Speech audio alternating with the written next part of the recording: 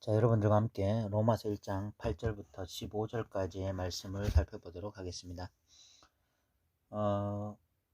사도 바울은 이 8절, 9절, 10절을 통해서 로마 교인들과 이 신뢰 관계를 쌓으려고 하고 있습니다. 먼저 8절에 보면 먼저 내가 예수 그리스도로 말미암아 너희 모든 사람에 관하여 내 하나님께 감사함은 너희 믿음이 온 세상에 전파됨이로다, 이렇게 말을 하고 있습니다. 사도 바울이 로마 성도들 때문에 감사를 하고 있다는 것입니다. 하나님께.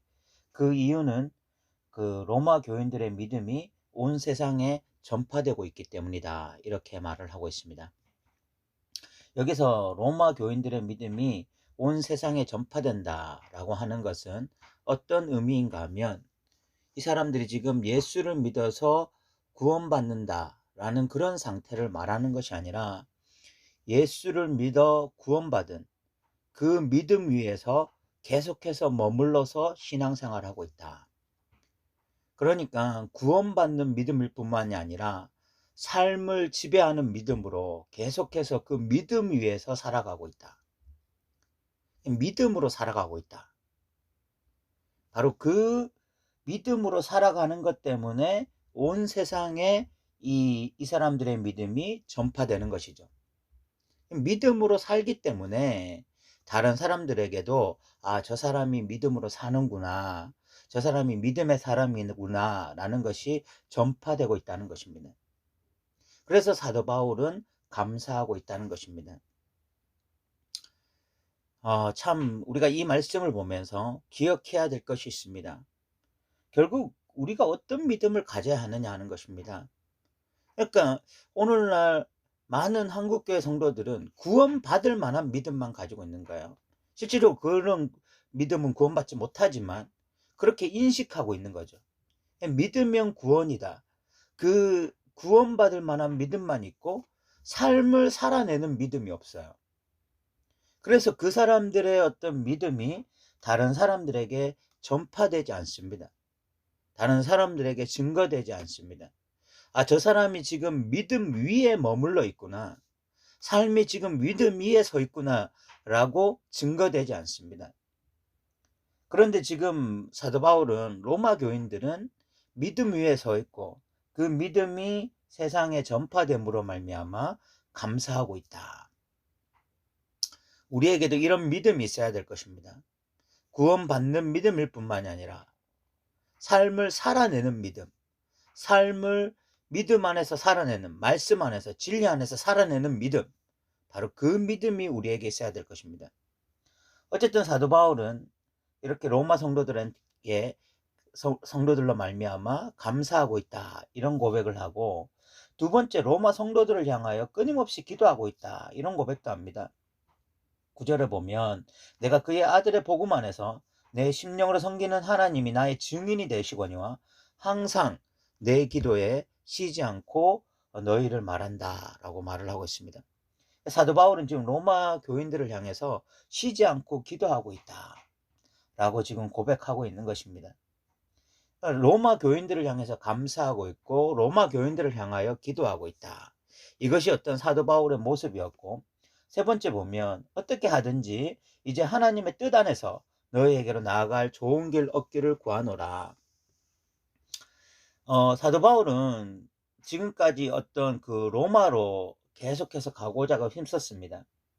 그런데 13절에 보면 형제들아, 내가 여러 번 너희에게 가고자 한 것을 너희가 모르기를 원하지 아니하노니 이는 너희 중에서도 다른 이방인 중에서와 같이 열매를 맺게 함이로되 지금까지 길이 막혔다라고 말을 했습니다. 사도 바울이 마음이 없어서 로마 교회에 가지 못한 것이 아니라, 로마 교회에 가고자 끊임없이 애를 썼지만 그러나 길이 막혔다라는 것은 하나님의 뜻이 아니었기 때문에, 사도 바울은 로마서 1장 1절에서 예수 그리스도의 종 바울은, 그 종이라는 말이 노예라는 말이거든요. 그러니까 예수님의 뜻대로, 하나님의 뜻대로만 사는 것이 바울이기 때문에 자기가 로마 교회에 가기를 원했지만, 로마에 가기를 원했지만 그러나 예수님의 종으로서 하나님의 뜻에 온전히 순응하게 했기 때문에 지금까지 로마에 가지 못했다, 이런 이야기를 하고 있습니다. 그래서 마음이 없어서 가지 못한 것이 아니라 하나님의 뜻 안에서 가지 못한 것이다, 이런 이야기를 하는 거죠. 왜 8절부터 10절까지 이런 이야기를 하느냐? 사도 바울이 로마 교인들과 신뢰 관계를 쌓기 위해서 이런 이야기를 하고 있는 것입니다. 지금 이 로마서를 읽고 있는 이 지금 로마 교회 수신자들은 사도 바울과 관계가 없는 사람들입니다. 뭐 예수 안에서 한 형제 되었다라는 것 외에는 실질적으로 어떤 관계가 없는 사람들입니다. 그 로마 교회는 사도 바울이 세운 교회가 아니에요. 그 디아스포라 유대인들이 로마에 가서 세운 교회가 로마의 교회였기 때문에 사도 바울과는 실질적으로 어떤 긴밀한 관계가 없었습니다.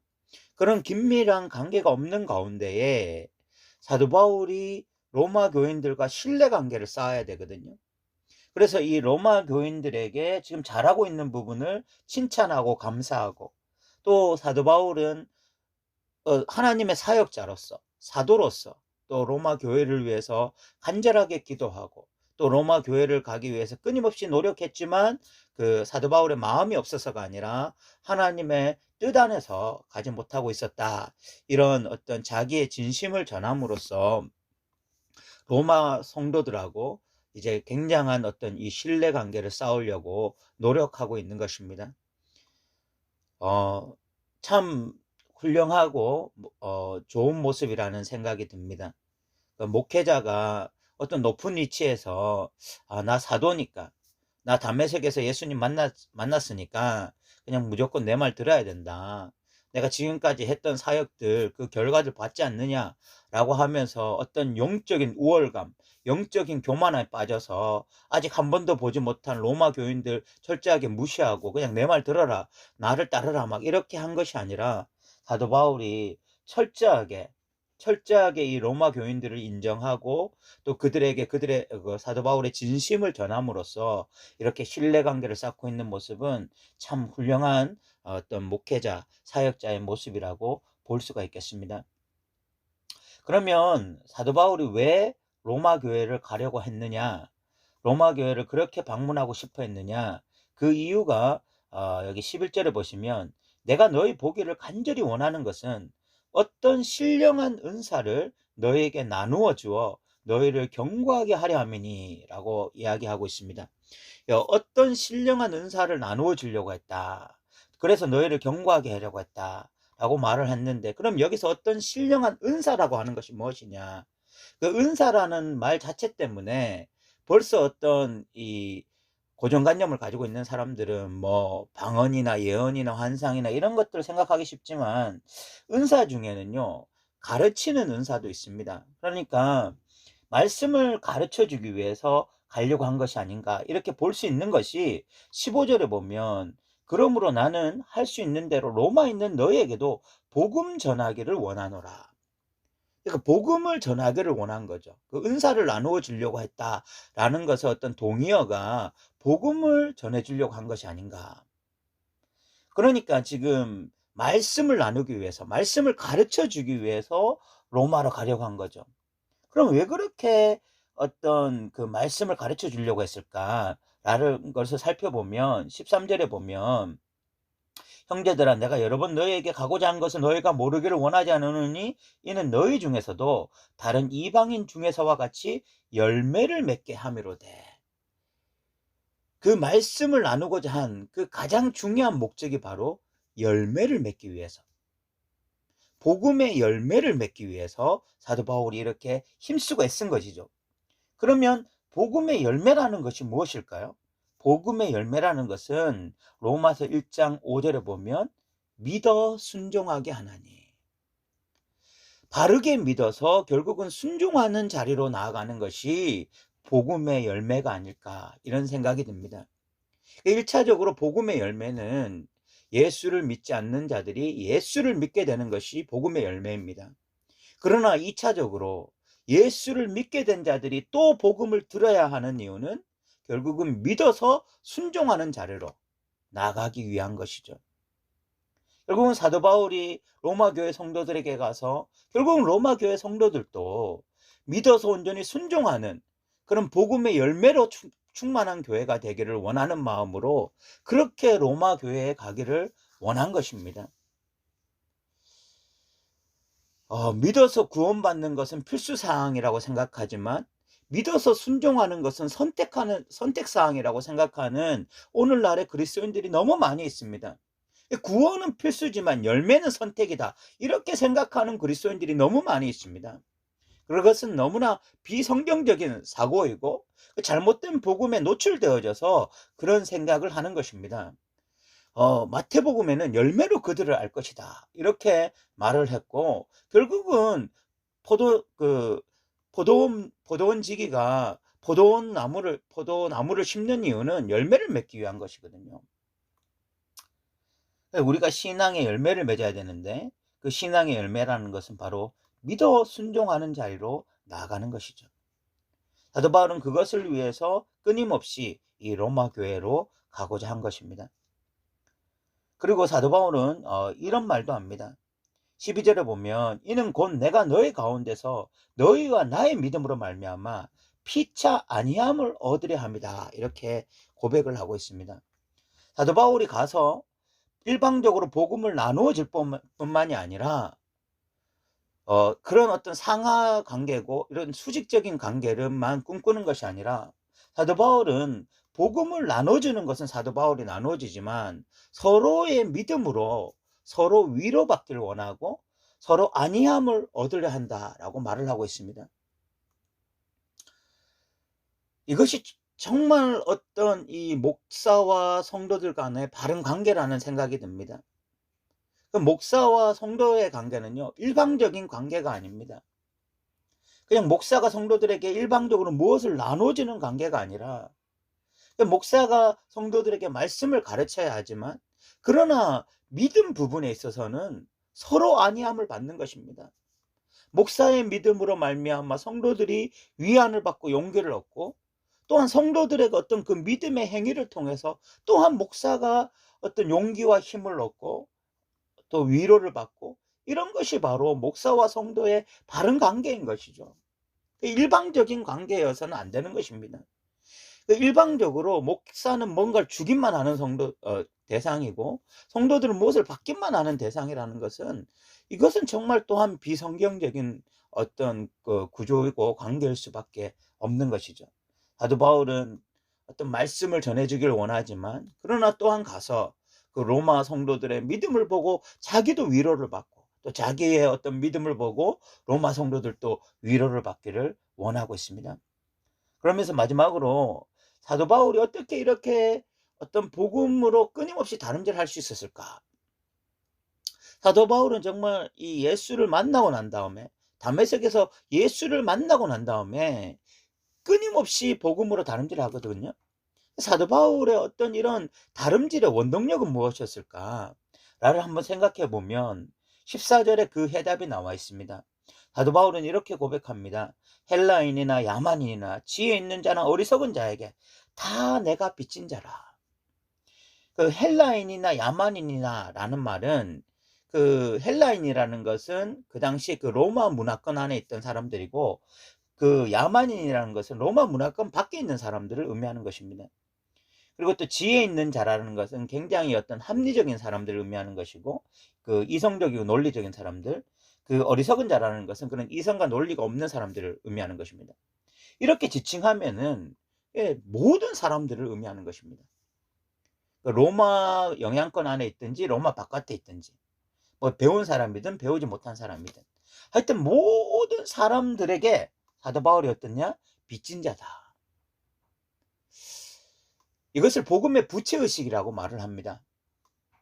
사도 바울은요, 그 하나님의 은혜로 핍박자였고 포행자였던 자가 담메색 도상에서 예수를 만났습니다.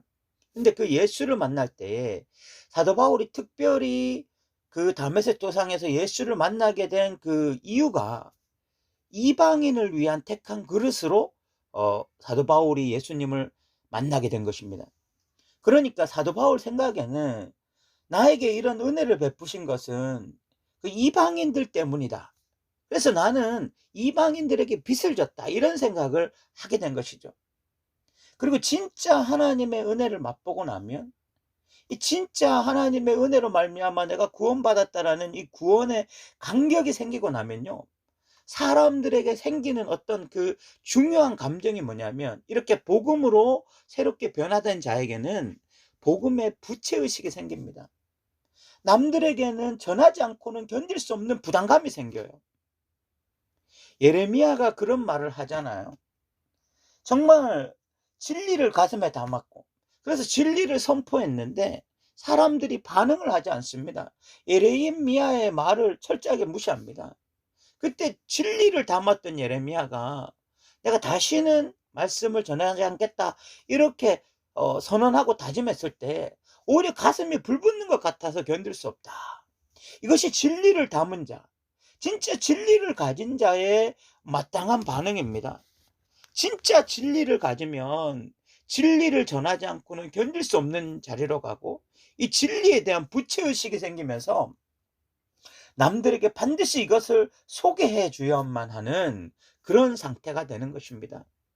여러분, 우리가 로마서를 통해서 다시 온전한 진리에 사로잡힘으로 말미암아 이 복음의 부채의식이 우리에게 다시 한번 살아나서 정말 누구를 만나든지 간에 우리 안에 담겨진 이 진리가 자연스럽게 다시 한번 다른 사람들에게 흘러나가게 되어지는 이런 은혜가 있기를 바랍니다.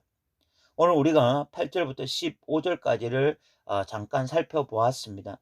사도 바울은 이 8절부터 10절까지 로마 교인들과 어떤 신뢰 관계를 쌓기 위해서 굉장히 신중하게 접근하면서, 그러나 어떤 아부나 아첨이 아니라 정말 진실된 마음을 가지고 로마 성도들과 지금 신뢰 관계를 쌓고 있고, 그리고 사도 바울은 왜 로마로 가려고 하느냐, 신령한 은사를 나눠주려고 가는 것인데, 그 신령한 은사라는 것은 바로 복음을 전하는 것이고, 그것을 통해서 열매를 맺게 하기 위함인데, 그 열매라고 하는 것은 믿어 순종하게 하려는, 그 로마 교인들이 바로 믿음으로 순종하게 되는 그 자리로 나아가기를 소망한 것이 아닌가, 이렇게 좀 우리가 보여지고, 사도 바울은 또 이 로마 교회에 가서 일방적으로 자기가 주는 관계가 아니라 서로 피차 아니함을 받는, 목사는 성도들을 통해서 위로를 받고 성도들은 목사를 통해서 또 위로를 받는, 이런 서로 어떤 이 상호 신뢰하는 관계가, 서로 위로하는 관계가 되기를 소망하는 마음이 있고, 그리고 사도 바울은 모든 자에게 빚진 자,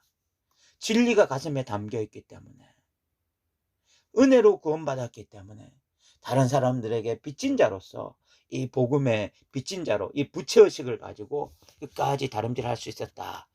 우리가 이렇게 말씀을 나누었습니다. 오늘 또 들어주셔서 감사합니다.